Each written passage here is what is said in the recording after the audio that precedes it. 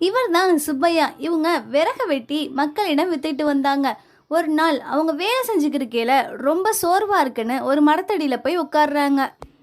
அவங்க போய் உட்கார்ந்தது ஒரு அதிசய மரம். நம்ம என்ன நினைச்சாலும் அது உடனே நம்ம கண்ணு முன்னாடியே கொடுத்துரும். ஆனா அது சுப்பையாவுக்கு தெரியாது. ஆஹா! எவ்வளவு நல்ல காத்து!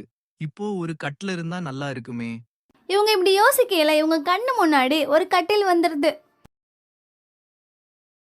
ஆச்சரியமா இருக்கே! அதுக்கப்புறம் இப்ப சாப்பிட ஏதாவது நல்ல சாப்பாடு இருந்தா நல்லா இருக்கும்ல? என்ன சாப்பாடும் வந்துருச்சு.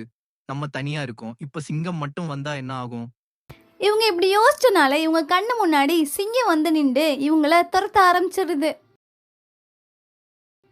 இதுல இருந்து என்ன தெரியுதுன்னா, என்ன போல் தான் வாழ்க்கை. நம்ம நல்லதை நினைச்சா நல்லது தான் நடக்கும். நம்ம கெட்டது நினைச்சா கெட்டது தான் நடக்கும்.